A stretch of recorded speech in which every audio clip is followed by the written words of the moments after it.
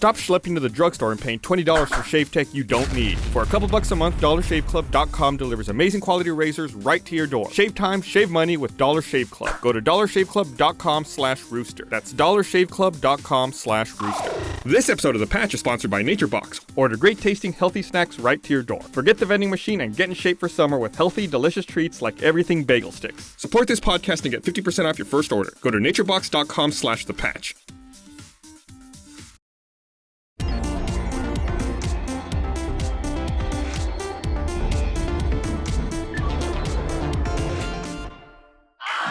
And then it goes against it. That's where people can hang out. Somewhere in the middle of the We're doing the conversation. patch. We're not doing the podcast, are we? Yeah, well, it's a podcast. It just happens to be the past I told you I have the wrong notes. Really? This is all dicks and butts. No, I'm kidding. It's Patchcast. Oh, bam.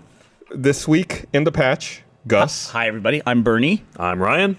And Gus. We're very running out of time. I think we only have a couple of patches left here before we're moving to the new studio. We're running out of time. We're going to miss our neighbors with their drill. And the constant... Do you think we're still going to have a problem with police sirens and ambulances at the new place? Probably so. Where we're moving is a decommissioned airport, which makes me think that while it is a decommissioned airport, the flight path probably still goes somewhere nearby it. Oh, right. Is it like... I've never heard about that. Like when a city moves a flight path, is that a big deal?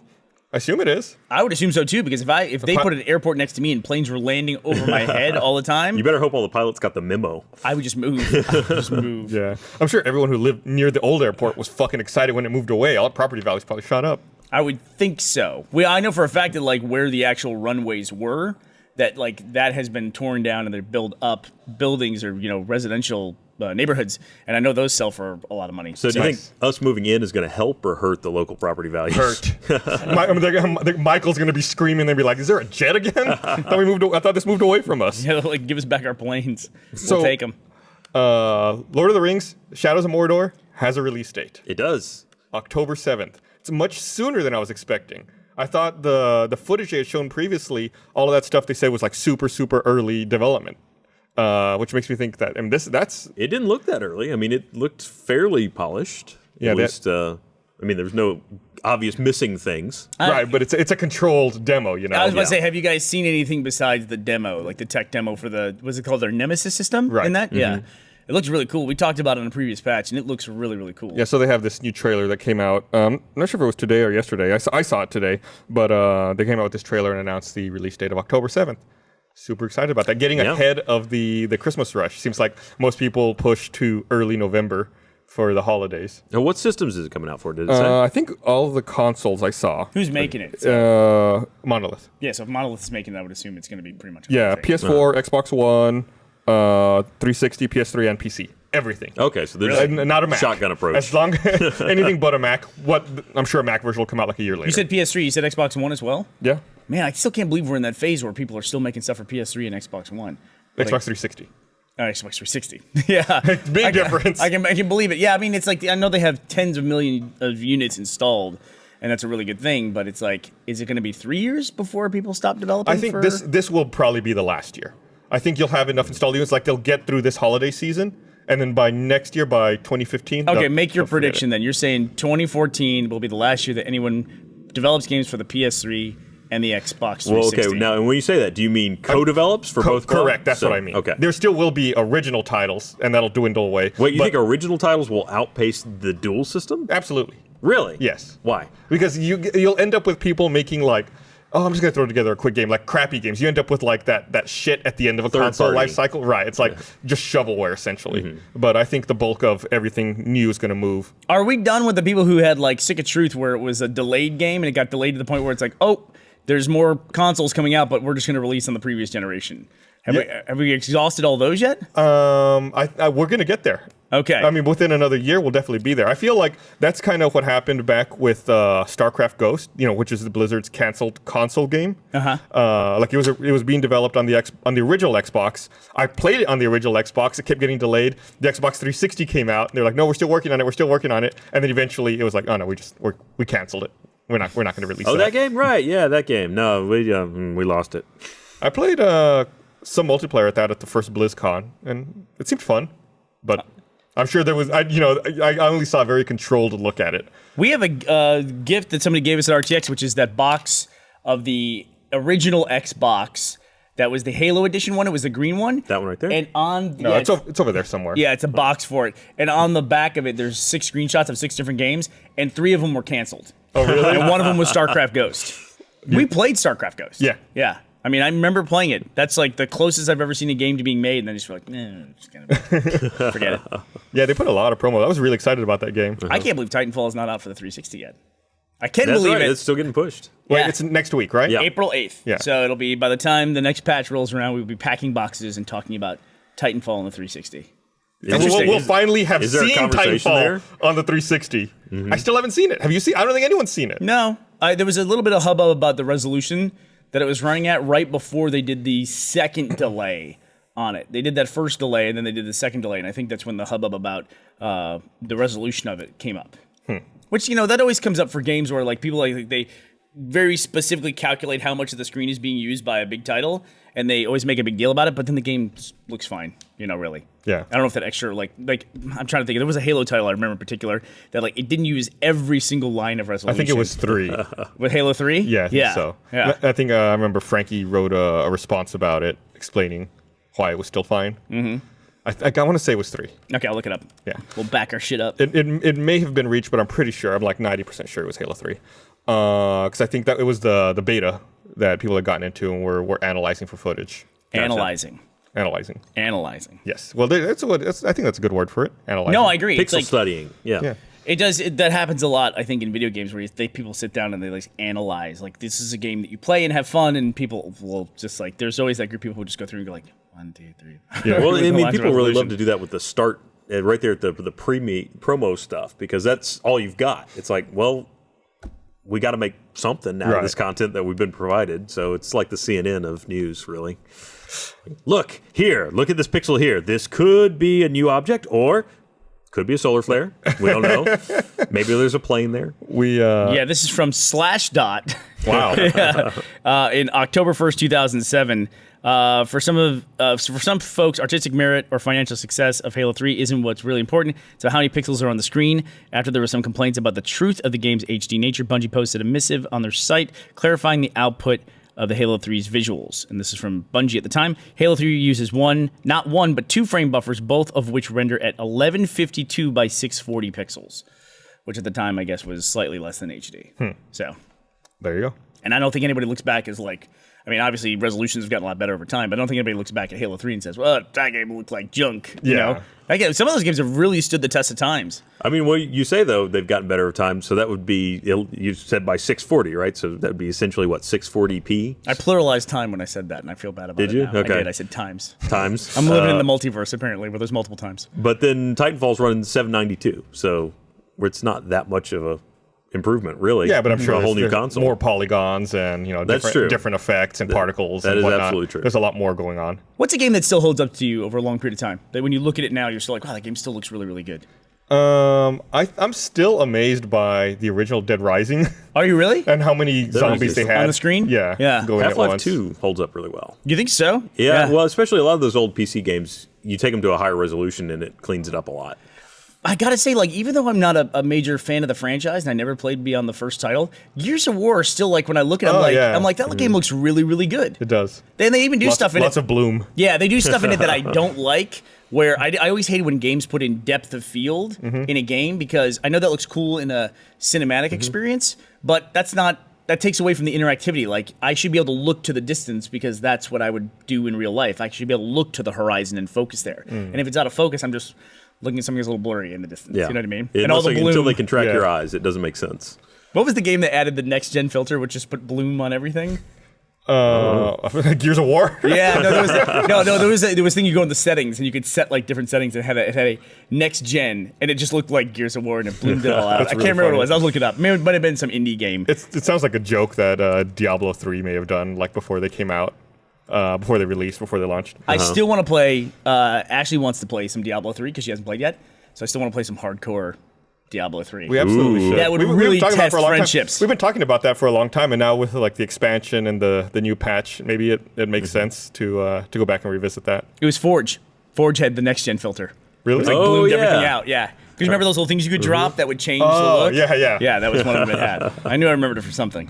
So one of the other things we wanted to talk about today that you mentioned, Ryan, was that heists are coming to GTA Online still. Loosely in spring. Sometime in spring. I gotta say, I think your guys' solution for heists was fantastic. I'd like to think that we shamed them into doing this. They finally had to say something when they realized. I mean, it's interesting timing. It really is interesting timing. I mean, heists are suddenly like people are talking about it again.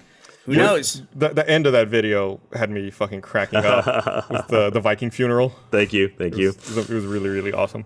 And look forward to more of those. We're actually. Okay, I was gonna say, can we say if there's gonna be more of those? I think Ray actually already kind of announced it on his Twitter, I think. But yeah, no, each one of us will be running our own heist. And I have seen guys in the office, like they have now taken this as a task where they are planning their heists, and it's a big deal.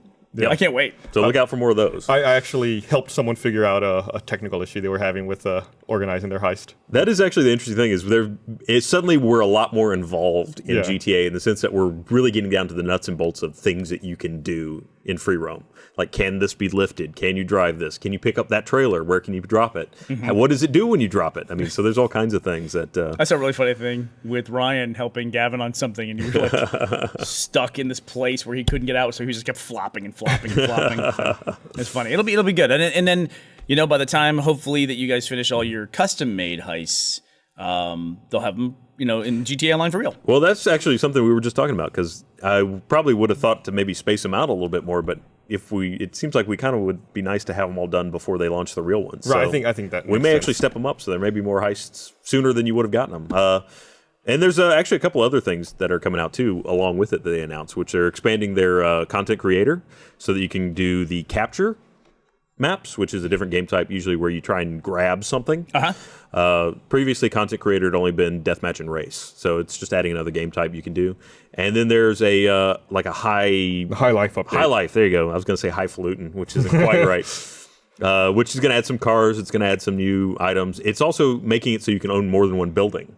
Which the only thing I can think of that might be useful for that is if you can own 2 garages in this update with that update. I don't know if that doubles the amount of cars you can have because it may just be the same garage regardless of where you go in. If it doesn't do that, I don't see a point. Like I don't need a apartment. I don't have 2 wives in the game. It's not like I need a second apartment or anything. It's for convenience. You don't want to travel all the way to the side of town. You're like, I'm just going to buy this apartment. By the way, you went right to that explanation, by the way. Well, there's no apartments up north, so it's all in the city. It's not like you can get something that's way out there. Though it says they may be introducing new apartments. Yeah, it adds new high-end apartment options, the powerful bullpup rifle, new wardrobe items, the Dinka Thrust motorcycle, 3 new lavish cars to choose from, including the Superclass Pegasi Zentorno. Multi-property ownership on 2 distinct properties with garages. Again, it doesn't specify if it's the same one. Unique or the same garage simultaneously. All right. And the new mental state player statistic. I didn't read that earlier. Yeah. It's I don't know. They don't explain it very well, but I'm assuming it's not like you can toggle what your state is. Like you can say, I'm happy, I'm normal, whatever. I think this is actually going to track what you do in the match or in free roam and then assign to you a certain mental stability, which I can't wait. I bet that's it's made for you. Designed to let you see how passive or psychotically unhinged fellow players in your session really are. So here's the meter. Passive, psychotically unhinged over here, right there. So I mean, again, they didn't specify really a release date, just this vague window. It sounds like those are almost a year after launch. Which I think the content creator update is actually next week, I believe. And then I don't know about the High Life.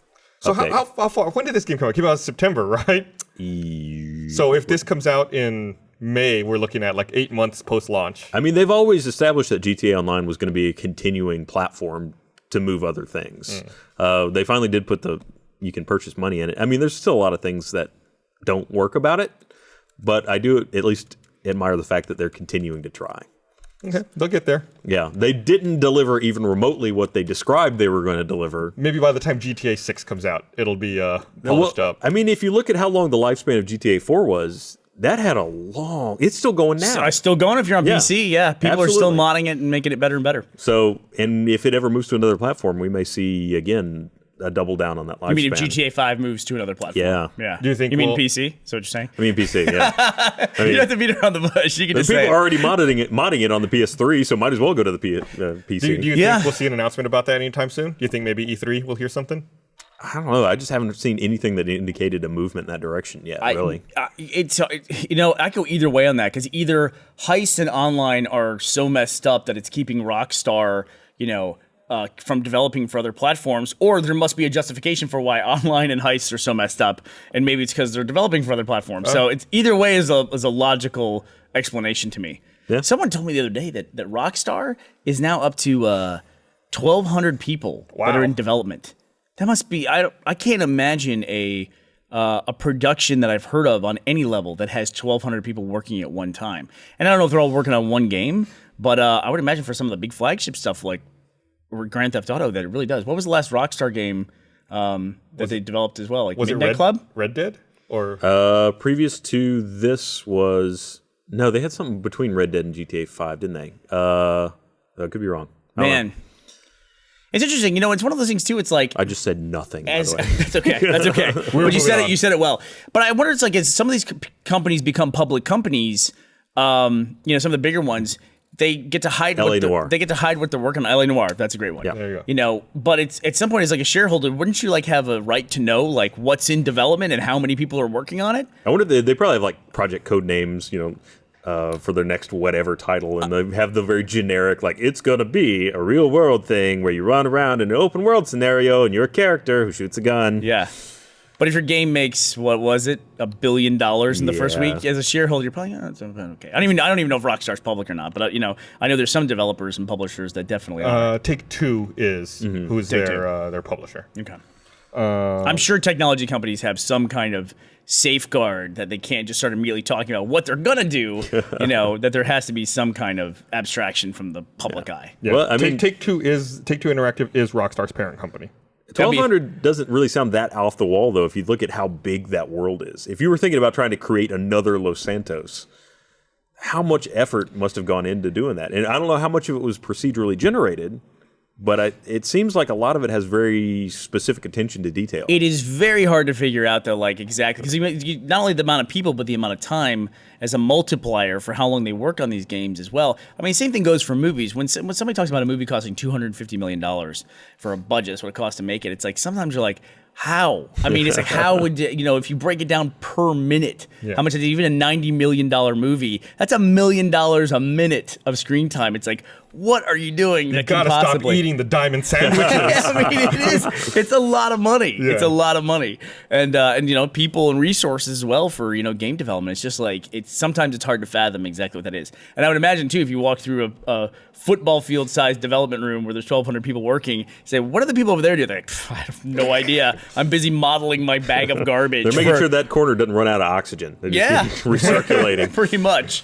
Yeah. I mean, but you're right though. Like sometimes when I was walking around in the world of GTA 5, it's like I walked down an alley and there's right next to what's it, Francis's house, like right next door. Franklin's. Franklin, thank you. Yeah. It's been a while since I played. And he's got like a tipped over lawn chair and a bag of garbage. I thought, dude, that is somebody's job. Right to there. place that like tipped over lawn chair and that bag of garbage. How many iterations do you think he went through, or that person went through before they're like, yes, I that's know. it. And it's those little touches that make that world like so lock it in. It's like so vibrant. Yeah, they did a really great job.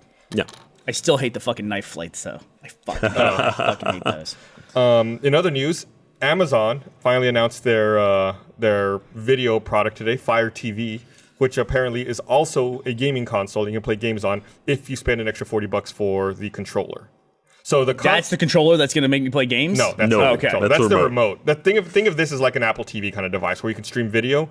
What games am I playing on Amazon? So this is $99. If you buy the controller, it looks like a standard gaming controller, 2 sticks, 4 all the buttons and the triggers. Then you can play games on it. And they recently started their own gaming studio internally to develop games for it, and they're working on having partners bring games over as well. So one of the games they showed off during the demo was Minecraft. That's a legitimate gaming platform. Yeah. They got Minecraft. And they said they're working with Ubisoft, I want to say Take-Two, and a couple of other publishers to port games and bring them over. And their own internal studio is working on a game, which will be ready at launch.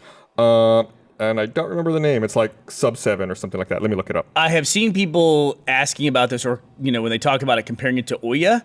I gotta say that historically, I would not bet against Amazon. I mean, they seem to do things really, really well. I can't think of the last time Amazon. They seem to be a little bit behind like Netflix and Hulu in original programming, but man, some of the stuff that Amazon has done has been really amazing. Yeah. The Prime program alone is crazy to me because you have people paying to subscribe to buy stuff from Amazon, and everybody who does that loves it. And it's like you have this premium level product where people are paying into it, which makes them order from Amazon more, and they're paying for the privilege of doing that, and they're all really super happy about it. And I'm one of them, and I'm super happy about it because Amazon Prime is awesome. So the game that they're developing internally that you get for free if you get the controller is called Sev Zero. It's like a sci-fi Gears of War shooter kind of game. Sci-fi Gears of War. I suppose Gears of and War. Yeah, I mean, you're not like a fantasy Gears of War, yeah. I am curious, So though. Relationship simulator Gears of War. There's a huge list of Gears games of War. here. I see Sonic on there, NBA 2K14. It's a lot of retro type gaming. Endless Skater. I'm going to play that. That sounds awesome. Deer Hunter 2014. I bet it's not endless. Can you not stop? Is that Okay, the problem? Ninja Hero Cats. We're Ninja putting Hero up Cats. on the screen here, we're putting up the controller for the Amazon Fire. And looking at that, that looks like everybody's first controller. Yeah. For like every experimental alternative gaming platform. They all look like that. Exactly like that. I mean, honestly, this whole thing is like, okay, so they took an Apple TV, because apparently if you're making a small set-top box, you have to make it a square solid. Unless it's a Chromecast. But, I mean, there's the Apple TV, there's the Ouya, the Roku. I mean, these all look exactly like that. It's Let's call it what square. it is, too. Also, the Xbox One, Yeah. when the way it was originally announced, they were trying to get ahead of this curve, the race to the set-top boxes. Yeah. And then, so, I mean, they've basically made another one of those, and I bet they called it a Fire TV because if they called it Amazon TV, it would be way too close to Apple TV. Yeah. Because it's the same thing. I mean, They're probably playing off like their Kindle Fire brand. Right, as it's a well. brand that they have, the Fire brand inside of Yeah. Amazon. So the people who are making that Sev Zero game are Double Helix Games, who are the people who made the Killer Instinct version for the Xbox One. So now that they are no longer working on Killer Instinct, now Iron Galaxy is taking over development and maintenance of Killer Instinct. And Iron Galaxy is, of course, a studio who made Dive Kick and. Right, really? Okay. Yeah, they were at RTX last year. They so have the really core excited of about fighting them. down. They Yeah. get the basic fundamentals of the fighting game. Yeah, and I think they were also tapped to do the Vita port of Borderlands 2. Vita port of Borderlands 2. So apparently there's a big announcement coming about Borderlands that Gearbox is going to make. There's been some weird leaked announcement that Borderlands will have an announcement this year, and it's not related to the Telltale project. So I thought in a recent interview, Randy Pitchford had said that's where we are now. We're announcing announcements. right. I thought Pre-announce. In Get ready for an announcement. a recent interview, Randy Pitchford had said they were not currently working on the next Borderlands. They were looking at new IP stuff. Can I tell you something that's like, I'm going to hold an intervention for myself, is that I really haven't played Borderlands in like about a year, but I have bookmarked at home the Facebook page which like curates all the golden key codes, which are, do you play Borderlands 2 at all? I have. So part of social media is you can get these golden key codes. They're like these 5x5 codes that you type in, and they give you a golden key. And there's a locker in like the main hub of Borderlands 2 where you can get really cool weapons, which is what Borderlands is all about. So they're like purple weapons, like overcharged weapons, really awesome. But you can only use a golden key once, and then it's gone. Even though I haven't played Borderlands like 7 months, I keep loading it up and like getting these golden keys because the codes archiving expire. them. Yeah, and I just can't stop doing it. I'm like up to like 30 or 40 keys at this point. I can understand. I had a problem with golden keys Yeah. when I was playing Borderlands 2. It was like I was following everyone I knew that on Twitter. I would follow everyone I knew that could potentially give out golden keys. Yep. And Randy Pitchford. Randy Yeah. Pitchford would give them out quite frequently. So you guys are the reason that that guy took Flappy Birds down, right? Because he was afraid of people like you. Well, I'm not doing anything. I'll tell you, he's afraid of. That guy's afraid of. Like, did you read about the Oculus acquisition by Facebook? Did you hear about that? Oh, I heard about it. Go figure. It made me cringe from the top of my head right down to my sphincter. Well, let's talk about that. But on the extreme end of that, talking about the Flappy Bird guy, is now the Oculus team is getting death threats, and their families are receiving death threats because of this Facebook That's over the acquisition. top. That might be a little bit over the top. A little bit? Just a tad bit. Yeah. Once you start threatening death to someone's family because of a shitty pair of goggles. Like, no I can offense. see why there's a virtual stupidity. that. Head tracked. Yeah. Bring it in. I can see why people were pissed about it, though, based off the Kickstarter leading into this, though. I mean, they kickstarted $2.5 million so that he could make $2 billion. Okay. Right. But no one has equity in this. They kickstarted him to make a product and become successful. He didn't make it. He has. There's dev kits out. There's a second one out. That's the other thing that drives me crazy about it. So $2 billion from Facebook. They bought a company that has no commercial product. Nothing. They've got a dev kit. They don't even call it a product. This, honestly, what it sounded like to me was Facebook, somebody sent a representative over to Oculus and they said, hey, we want to buy your company. He's like, whatever. And they're like, no, just give us a number. He's like, $2 billion. And they were like, check. Here you go. Yeah. Like, seriously, why would that? Well, I think the market cap now on Facebook is over $100 billion. Oh, my gosh. So at this point, if you're like looking at the downward cycle of social media, and historically, which happens, happened to MySpace, happened to Dig in a huge way, it does happen. If you're Zuckerberg, I would just be doing the same thing of like, let's get stuff in here that's like, keep it a little bit longer, just start diversifying. Why would they let their name go on that? I'm sure there's a way that they could have gone through a shell corporation, do something, one of those fancy legal terms that wouldn't have put Facebook's name on the ownership of this company. But would that really have changed anything? Absolutely. The second they bought it, Notch said, fuck this, I don't want to develop for this platform anymore. Fair play. I mean, and I don't think he's going to be the only one. Putting Facebook's name on it, all it's going to do is drive away investors. So let me ask, well, not investors, sorry, developers. I was going to say, do they need investors? Developers, not investors. So what would have been, as someone who's upset by this, first of all, are you a backer of Oculus? Were you original I did not back Kickstarter it, no. Okay, but you're a big fan, and I know you and I had talked about the technology. We were about to order one right before the parts ran out, and they couldn't manufacture them. And then we actually did order one the day before the announcement came out. It's the first thing I had to order to ship to the new office. Oh, is it really? Oh, awesome. So what would you have preferred happen with this technology that you love? What would have been your potential good end game? What's the upside? Well, I mean, here's what worries me about this merger now is, again, just kind of like what I was saying, there were so many companies that were really lining up behind it. I mean, Steam was kind of on board with it. It's not Steam, sorry, Valve was on board with it. No, people know what you mean. Minecraft, Sure. Yeah. I mean, there's a lot of these companies that just started to go, that's a good idea. I think that's going to really hit the brakes right now with Facebook being at the helm. Because if they'd just gone forward, made a commercial product, sold it to everybody, I think they would have continued to have that development. Because not only that, but the indie, developers out there are not going to want to get on board with something with Facebook. And that would have been a great section of the industry to kind of drive that technology because it's an indie technology. They're indie developers. There was good synergy there. Hasn't Facebook, though, been the story for a lot of the really successful indie games in the last couple of years? I mean, don't you consider King, even though they just went public, to be an indie game developer? Aren't these like the Sorta. lofty goals that people are trying to reach? Is an indie game that gets up to 1 million? I mean, I don't like them. You don't like them, but I mean, if you're a developer making a game, you get something that gets up to $1 million a day in revenue. Isn't that what developers are going for? Isn't that success? But how does Facebook help with that? Because Facebook has not got the best reputation. Well, one, it has no reputation in terms of game. I mean, they're a vehicle for delivering very heavy on microtransactions games. Yeah. But they don't, as far as I'm aware, develop any of them. Well, here's the big thing. It's a huge platform where there's a lot of eyeballs and a lot of audience, a very broad audience, because you have people's moms that are playing Candy Crush and spending money to do it, along with, hardcore gamers who just want to play something casual. And as far as I know, I don't know, but as far as I know, Facebook doesn't take a cut of anybody who makes a game for their platform, do they? I bet they do. I'm sure there's some cut. I mean, I haven't Steam heard of it. does. I imagine Facebook must have some way. If it's delivered via the platform, I really don't know. I should Even look if that they up. just manage the transactions in the sense that they are the platform by which you pay, then they're probably there we go. I would think that, and I would think so because one of the things King has been doing is trying to create their own community and their own portal to push the games out there to kind of circumvent the whole Facebook side of things. I want to come back to that in a second. Social media, because there was a really crazy April Fool's thing that happened for a developer. Yeah. But look, I want to point out something real quick though. Yeah. Is that I don't know why this took people off guard. Because yes, they did raise on Kickstarter. Was it $2.5 million? $2.5 million. They were trying to raise initially 500,000 or less. Yeah, something like that. And they killed it, and they raised $2.5 million. Then they turned around right away and they raised $16 million in private venture funds. Then they raised $75 million in a third round, if you consider Kickstarter to be the first round. I don't know why that wasn't a huge red flag to everyone that they were building this thing up into something enormous that then they were going to probably sell. Again, it's just one of those examples of where things have just gotten kind of off the rails because there's no value there. Well, that's the other thing about it is when you buy Oculus, what have you bought?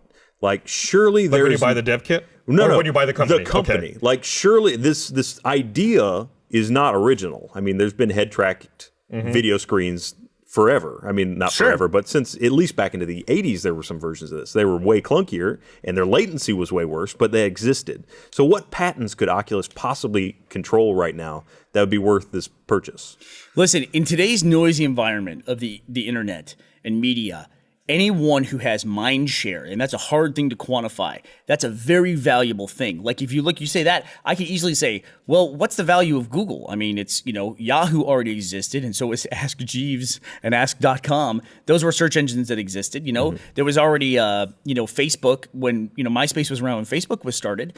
It's just that they had a lot of people and they had a lot of visibility and they had a lot of buying on the brand.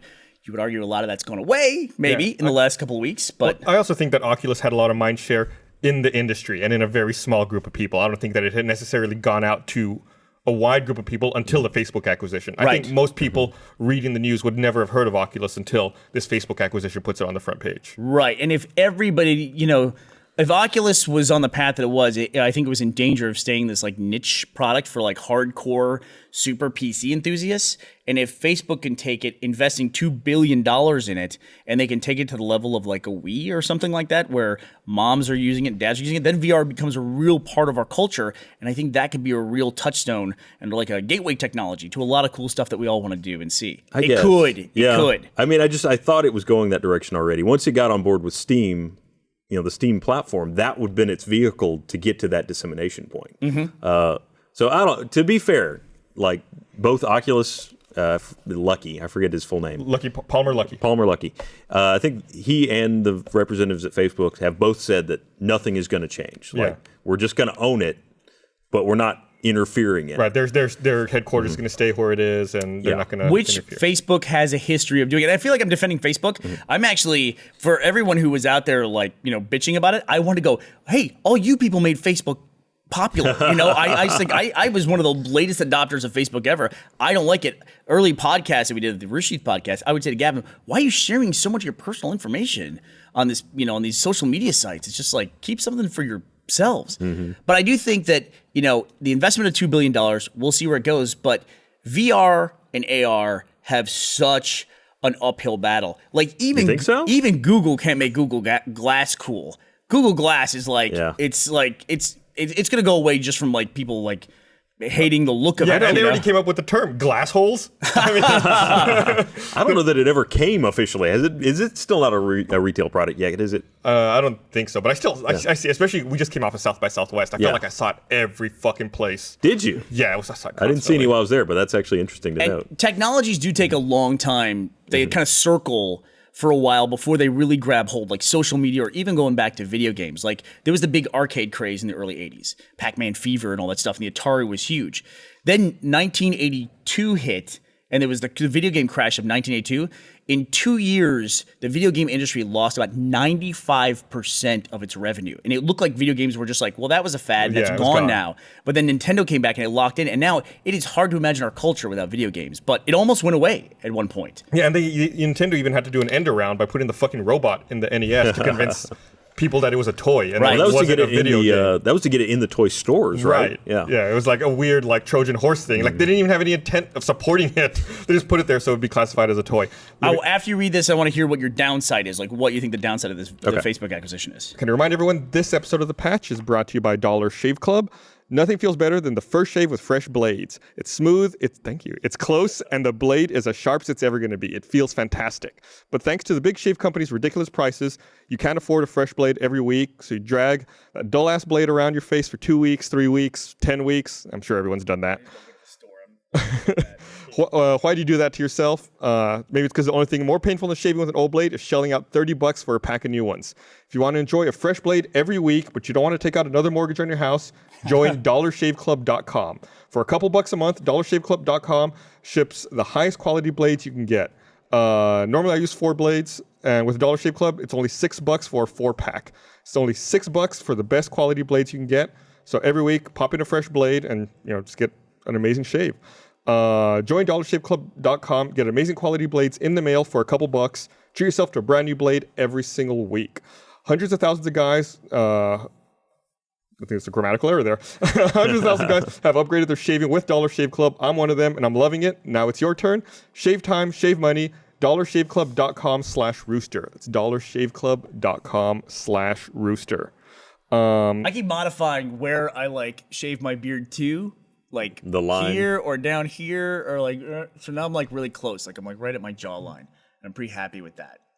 That placement looks good for you. Whereas you have to shave. I shave up around the eyes. Shave up here and all that. So, John Carmack actually wrote a response. He responded to someone's Tumblr post about this. So John Carmack had left id, was the CTO at Oculus, and was part of the acquisition. Now moved over. Now John Carmack is a Facebook employee. Is John Carmack worth $2 billion? How much do you pay to acquire a company with John Carmack? Listen, if you have $100 billion, John Carmack is a smart dude. Right. If you're looking to expand your games platform, why not shell out, get John Carmack and a VR company? I mean, I'm not kidding. Deal, yeah. And if he's part of the executive team, that's and so I guess the lead songwriter for Anamanaguchi, who does they do a lot of video game songs, had a post about it. The Anamanaguchi songwriter, Peter Berkman, had a post titled Wrong and Right Reasons to be Upset About Oculus. And so I guess John Carmack uses Tumblr and replied.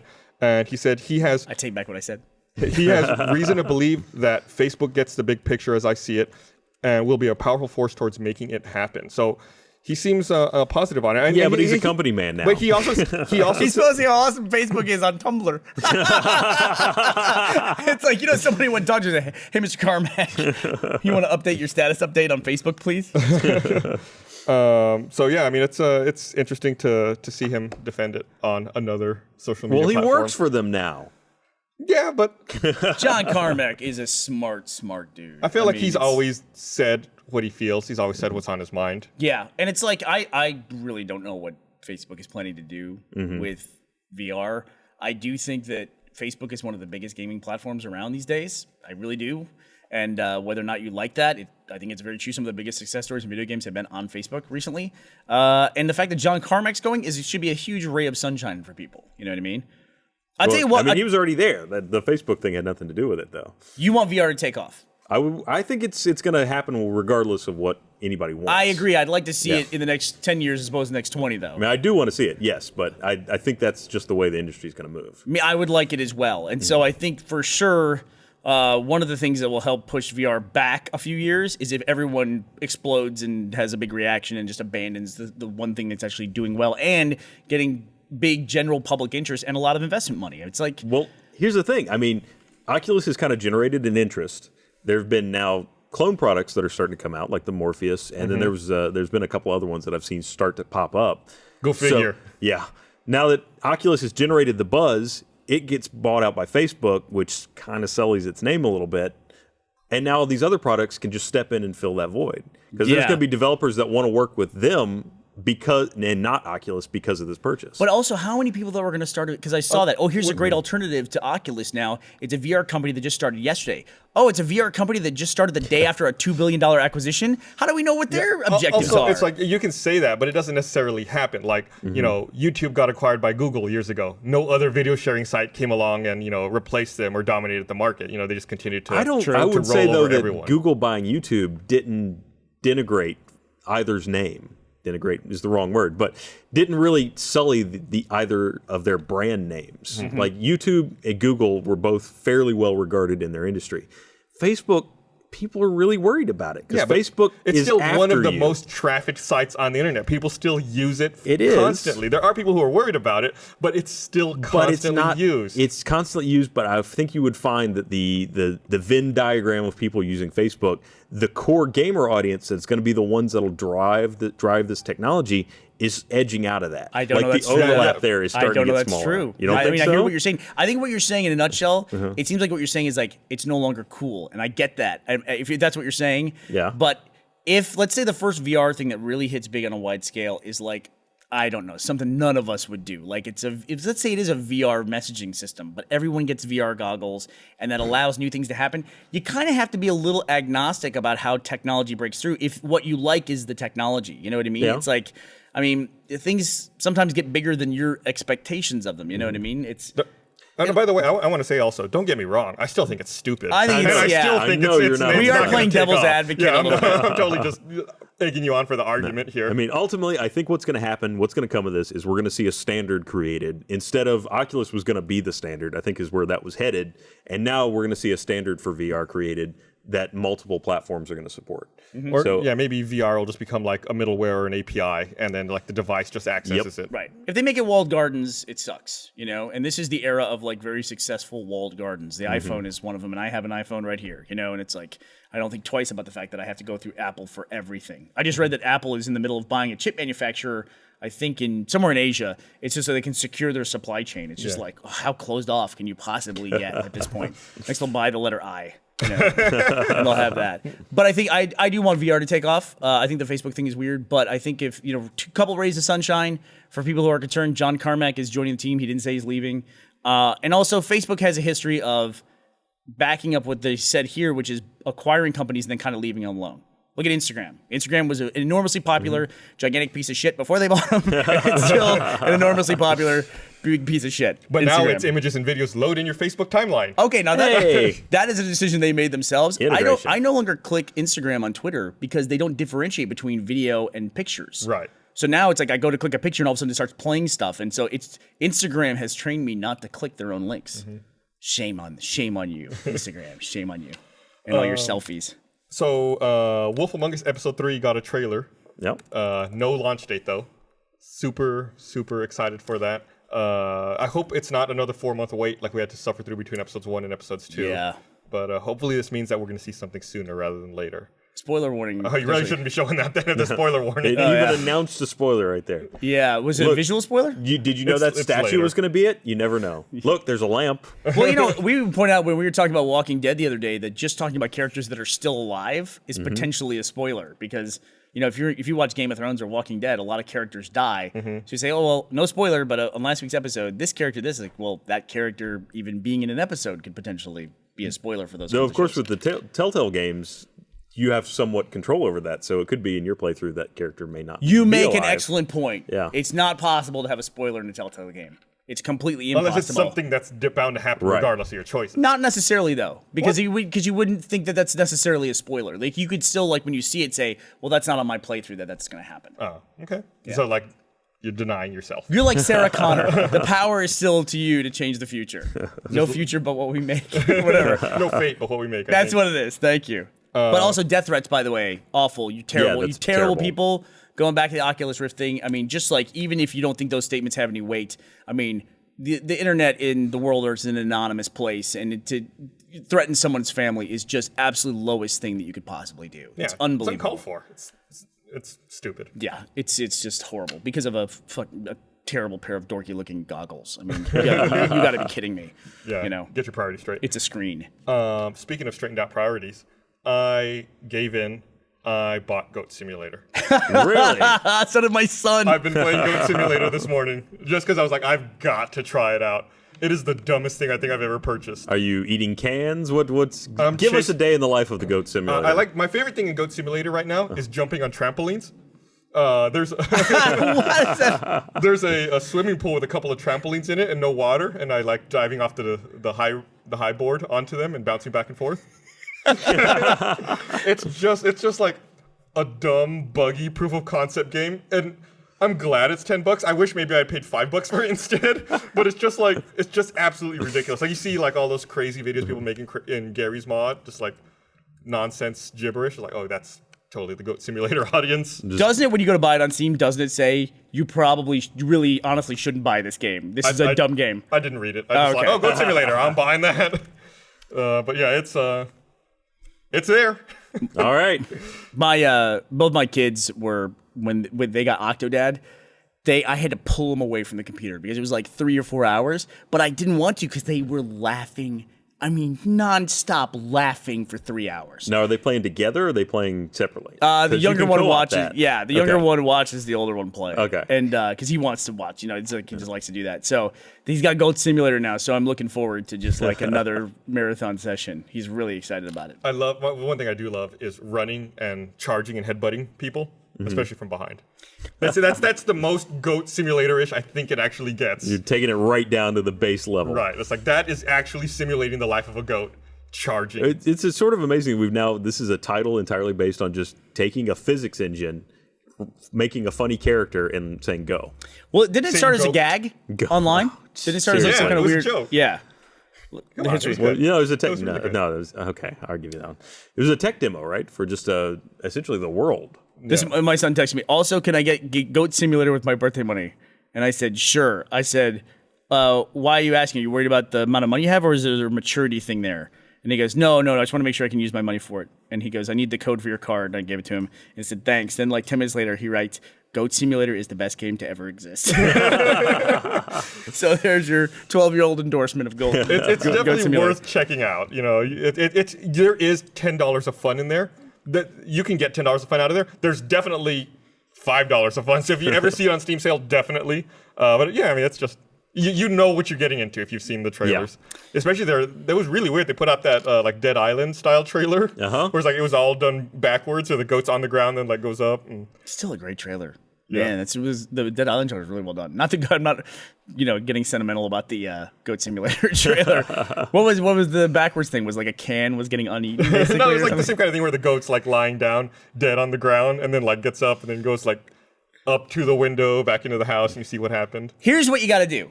And then Goat Simulator proves it. If the internet is excited about something and it becomes like a joke thing that they can't wait to get their hands on, deliver it as soon as possible. Oh, yes. As soon as possible, because the internet's attention span will just like be like, like the best example is Snakes on a Plane. I knew you were going to say that. I knew you were going to say Snakes on a Plane. You would have thought Snakes on the Plane was going to be the biggest movie of all time, but the joke just ran out before the movie came out. Yeah. They should have put it out as soon as the internet started to latch onto it. That could have become the biggest cult movie of the 2000s and midnight screenings and everything. They just waited too damn long. Yeah. The wait time was too damn high. Yeah, I mean, I totally agree with you. I think Goat Simulator, that whole joke just started like a month ago. It was like early March, right? Maybe late February. Yep. And they really kept it up. They put a couple of trailers out and then just pushed that game out as fast as they could. I mean, they basically just flipped what they had, right? And that probably fleshed out a little bit, but just turned out exactly what people saw. Right. So, I mean, give them exactly what they asked for. All right, we're like 15 minutes still, so there's two big topics I want to talk about left. I want to talk about... What are they? The Game Jam thing that fell apart, that reality show that Maker was producing. And then I want to talk about this April Fool's Day joke in Reddit. Let me read this and we're going to hit both of those. Okay. I want to remind everyone, this episode of The Patch is also brought to you by NatureBox. Your mission, snack smarter, get in shape by summer. Your enemy, the vending machine. But when you're starving at 3 p.m., all cranky and lightheaded, the evil vending machine can seem like your only friend. Don't give in. Head over to naturebox.com. NatureBox sends great tasty snacks right to your door, and they're great for you too. We're talking healthy snacks like barbecue kernel kettle. We're talking healthy snacks like barbecue kettle kernels, everything bagel sticks, South Pacific plantain chips, and over 100 more. Sweet blueberry almonds. Those are good. So zero trans fats, zero high fructose corn syrup, nothing artificial, even snacks that are gluten conscious and non-GMO. There's free shipping anywhere in the U.S. NatureBox is busting up the vending machine's monopoly on your midday hunger. Try NatureBox right now. Get 50% off your first order by going to naturebox.com/thepatch. That's naturebox.com/thepatch. Stay full, stay strong. Go to naturebox.com/thepatch. That's naturebox.com/thepatch. If you're ordering, I recommend the sweet blueberry almonds or what are the pretzel ones we have? It was the honey macadamia pretzel bites, I think is what they were called. Yeah, those were too good. They're pretty good. They were really good. The only problem with these is if you're in front of a microphone, you got to get away from the microphone when you eat them because they're so loud. Because that's a common problem most people have. Just saying. Just They saying. have headsets. You never If know. you're playing a game, fucking put yourself on mute for a couple seconds. Yeah, all right. Chew on some Fair almonds. All right, so No, share the love. Maddox, the guy who makes the greatest page in the universe, he now has the Yeah. greatest YouTube channel, or the greatest show in the universe is his YouTube show. And he said he was updating his show for April Fool's Day, and he went over all the different, basically all the different categories of YouTube videos. And one of them was, playing video games online and breathing heavy into my mic for an hour. But speaking of April Fool's Day, I am not a huge fan of April Fool's Day's jokes. I think this year was some of the better ones that people have done, like the Google Maps where you find Pokemon. Did you do that? They caught me by surprise. I was looking at Google Maps because I was trying to get somewhere yesterday after work, and I just saw the Pokemon right by where I was. I was like, oh, cool. Catch it. Is that what you did? Yeah. So you just tap it and it catches the Pokemon? Yeah, you tap it, and there's like a little Pokeball on the bottom. You hit like catch. I tend to like this stuff now where people will like make something goofy for people to do, as opposed to like trying to like lie to people. I don't like I think that's what I've narrowed it down to. I don't like the April Fool's lies. That just seems like a bad idea. You don't like the trick. What's that? You don't like the trick. Like prank. Yeah. Basically where they try to convince somebody. Gus is losing his mind over here. There's something ringing over there. I have no idea what the hell it is. Phone ringing away. Gus is freaking out. But so I want to bring up one in particular that I thought was a nightmare situation that could happen to just about anybody. Terrible. Which was on Reddit, there's a subreddit for the game Smite, which is made by Hi-Rez Studios. You guys have done Let's Plays in Smite. And had a lot of fun doing it. Well, the subreddit for Smite, they made an announcement the day before April Fool's Day. They made an announcement saying, hey, Hi-Rez Studios, and I'm going to start before I say this is not true. This turned out to be an April Fool's Day prank or a lie. The moderator posted, one of the main moderators posted, hey, Hi-Rez Studio has hired all the moderators for r/Smite, and we're all moving over to Hi-Rez Studios, and we're shutting down the subreddit over the course of the next 30 days. So, of course, everybody, there's a litany of just like, what a bunch of shit. Hi-Rez doesn't know what they're doing. And then people, as inevitably they do on the internet, as this shit fest starts to build, then they start saying all the stuff they don't like about the game and all that. And unbeknownst to me, because I was trying to keep up with it, they said that a lot of people recognize it as an April Fool's Day prank, but every time somebody called that out, they deleted that post. So there was no discussion or high voted post to say, guys, this is obviously an April Fool's Day joke. And I was even looking at it, I retweeted it or put it up on Twitter saying, interesting, because I was even skeptical, but it was done before midnight. And the way they said it was the moderator who did it lives in Europe somewhere, so that's why it qualified as an April Fool's Day joke. So then it came out it was a joke, but you could see the retraction by the moderators where they were like, oh, and also Hi-Rez had nothing to do with this. This was totally our own fabrication, all that, which is just a nightmare of like, this is the problem with having, a group of people who are working on your community that aren't actually part of the message of the community, don't work at the developers. Like, all of a sudden, they represented the statements of the studio that the studio had nothing to do with. Yeah, they totally just get dragged into it. Yeah. By people who normally do something good for them. Just because they thought this would be a funny joke and they decided to do it. I guess that raises an interesting question. So whenever someone creates something like that, like Joe the Cat's Twitter or something like that. Yeah. If that got to a point where Joe had representation and they somehow misquoted him, would someone ever have, I guess you could sue him for slander maybe? Well, he's not a verified account. Libel, because it's in text. In print, yeah. But I mean, so would Hi-Rez really have any recourse against these people?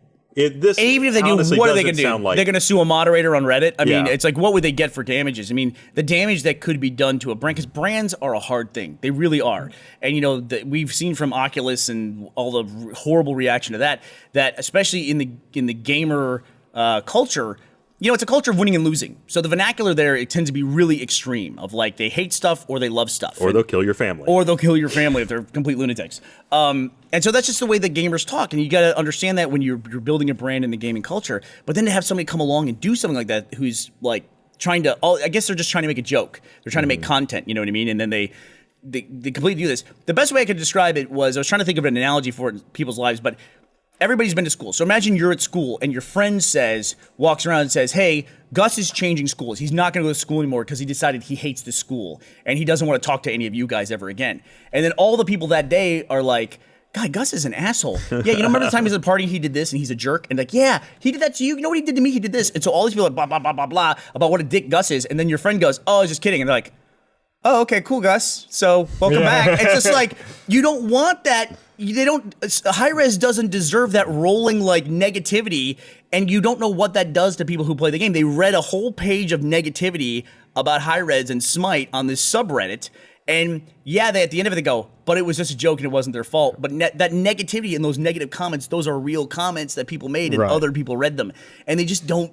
They don't deserve that. They don't deserve that. It's terrible. It's terrible that happened. Awful. Yeah, negativity will snowball faster than anything else on the internet. I mean, just look at what happened to Stephen Colbert recently. Oh, the whole cancel Colbert thing? Yeah. I mean, anything out of that just starts that ball rolling will just it'll come downhill on you real fast. And like keeping a game that's popular and keeping it going and keeping it fresh for people, that is a difficult job. It's difficult enough on its own.